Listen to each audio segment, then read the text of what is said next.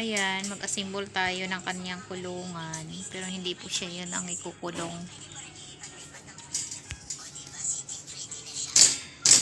Oops. Medyo malapad naman siya.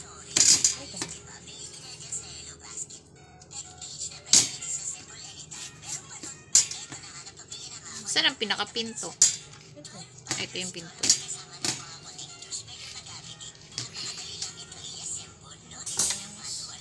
Bakit ang dami niyang ano?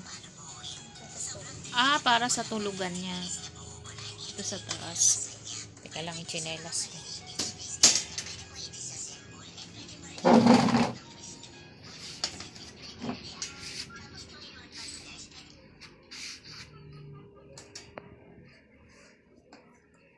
Ikaw pala gusto mo makulong din eh.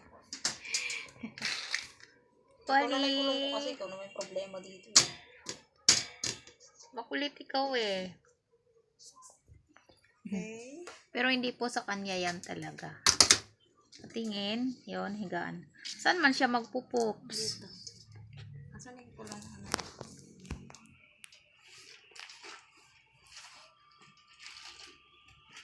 Hagdan ko kasi. Kasi may hagdan pa siya. My God. Ayun. Ay, ang galing. Parang laki.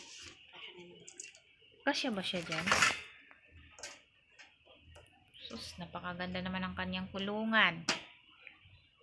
Sana naging pusa na lang ako. Sige, pwede naman. Hindi.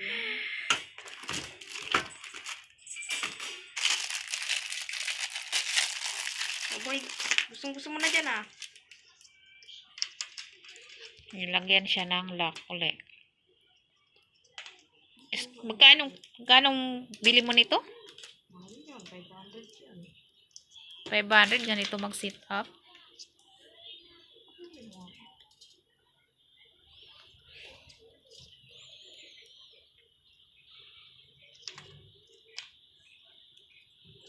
Kasi panlock na siya dito.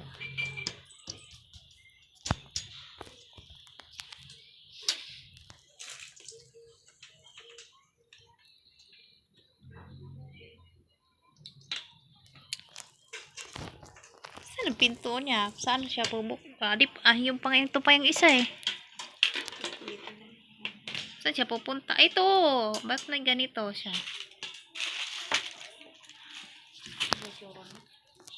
Di sa taas yun.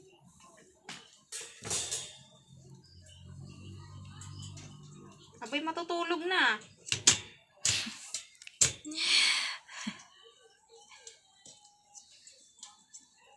Kay Mimong niyang bahay eh. Hindi naman sa'yo eh. Aray ko. Yan lang ang pinakalock niya.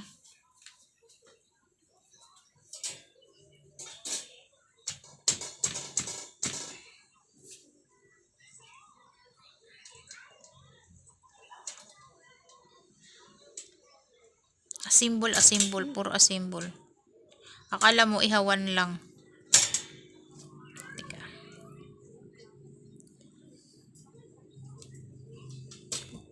Sige, go.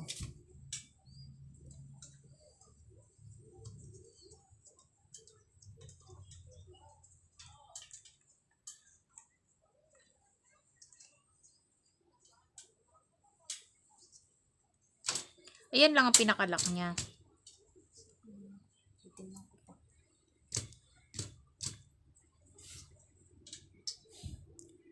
Sana all, pusa na lang. Gusto ko nang maging pusa ngayon.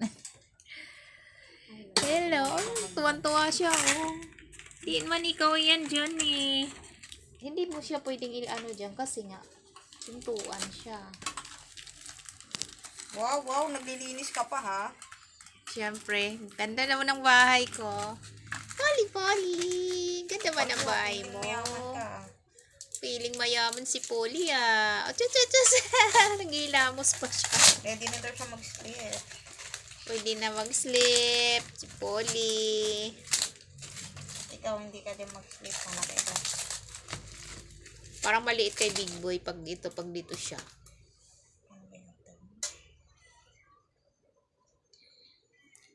Kahit hindi nalagyan ng hagdanan yan, kasi tatalo naman yan eh.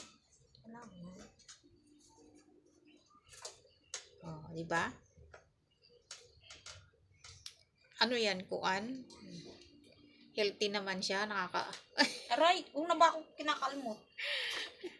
Tapos, parang hindi na nagkasya. bakit yung isa?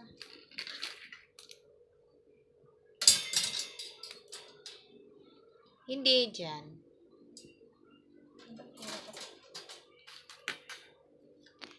Baka inanuhan lang na ano, extra. Kung halimbawa, dalawa sila.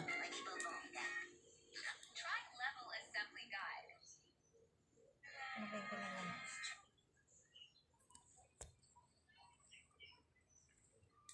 Sarap naman ng buhay. Kulungan.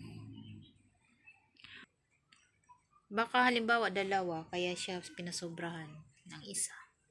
Ay, hindi. Dito tulak to. Baka yung isa pang extra lang siya. Tapos, ang ganda ng higaan niya. Mat niya. So, sa taas pala.